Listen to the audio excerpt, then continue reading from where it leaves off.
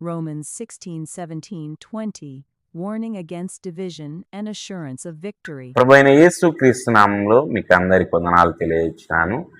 రోమాపత్రిక మనం అధ్యయనం చేసుకుని వచ్చినాం. 16వ అధ్యాయము 17 వచనం నుంచి 20 వచనాలు. ఈ వచనాలను ఆధారం చేసుకొని పాఠం యొక్క పేరు విభజన పట్ల హెచ్చరిక మరియు విజయపు హామీ. ఇందులో 9 ప్రధాన అంశాలు కలవు, ఉప అంశాలు కూడా కలవు. మొదటగా పరిచయం, ఆకస్మికమైన కానీ ముఖ్యమైన హెచ్చరిక.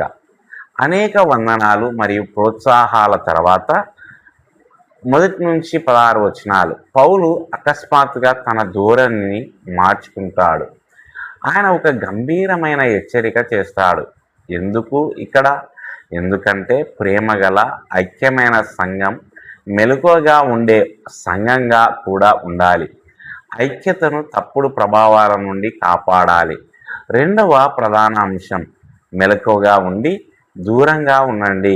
17వ వచనం, మీరు నేర్చుకున్న బోధకు విరుద్ధంగా విభజనలు కలిగించి మీ మార్గంలో అడ్డంకులు సృష్టించే వారి పట్ల మెలకువగా ఉండాలని నేను మిమ్మల్ని కోరుతున్నాను.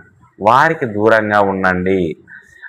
మొదటి ఉపాంశం ఒక బలమైన విజ్ఞప్తి, నేను మిమ్మల్ని కోరుతున్నాను అనేది వీటిని చూపిస్తుంది. తీవ్రత, తొందరపాటు. రెండవ ఉపాంశం గుర్తించబడిన 2 ప్రమాదాలు. మొదటిది విభజనలు, అనవసరమైన సంఘర్షణకు కారణం కావడం, ఐక్యతను విచ్ఛిన్నం చేయడం.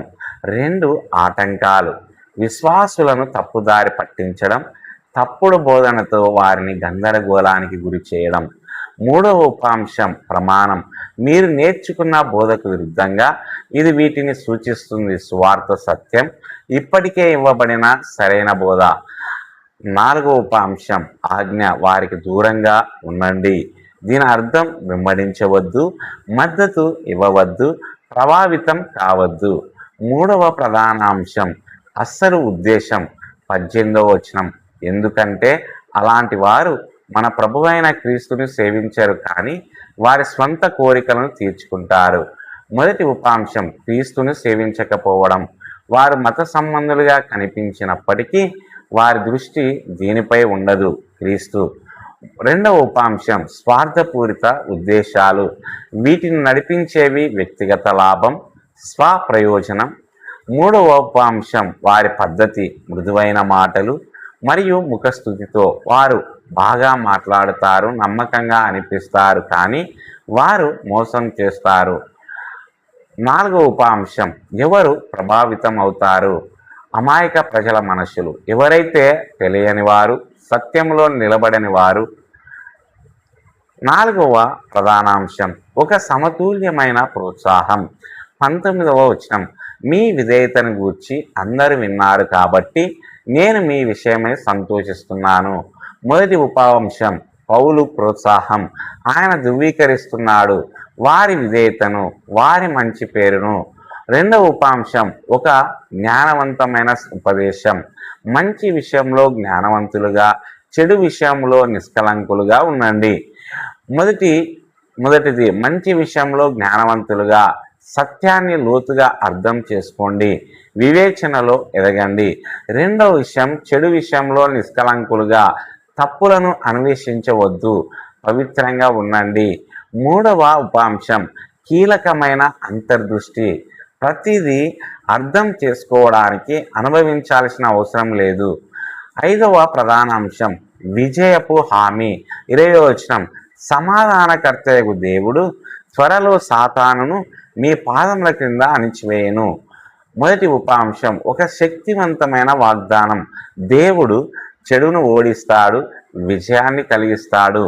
రెండవ ఉపాంశం మీ పాదముల క్రింద, ఇది చూపిస్తుంది విశ్వాసులు క్రీస్తు విజయములో పాలు పంచుకుంటారు, చెడు అంతిమంగా గెలవదు. మూడవ ఉపాంశం సమాధానకర్తయగు దేవుడు, సంఘర్షణలో కూడా దేవుడే అదుపులో ఉన్నాడు. 4వ ఉపాంశం అంతిమ ఆశీర్వాదం. మన ప్రభు అయిన యేసు కృప మీతో ఉండునుగాక. ఇది మనకు గుర్తు చేస్తుంది, మనం కృపపై ఆధారపడి ఉంటాము, మనం కృప ద్వారా జీవిస్తాము. 6వ ప్రధాన అంశం, ఈ విభాగములోని ముఖ్యమైన అంశాలు. మొదటగా సంఘాన్ని కాపాడడం. జాగ్రత్తగా గమనించండి, తప్పుడు బోధల పట్ల జాగ్రత్త వహించండి. రెండవది, వివేచన చాలా అవసరం, వినడానికి బాగున్నవన్నీ నిజం కావు. 3, ఉద్దేశాలు ముఖ్యం, నిజమైన సేవ క్రీస్తు కొరకే, తప్పుడు బోధలు తమకు తామే సేవ చేసుకుంటారు.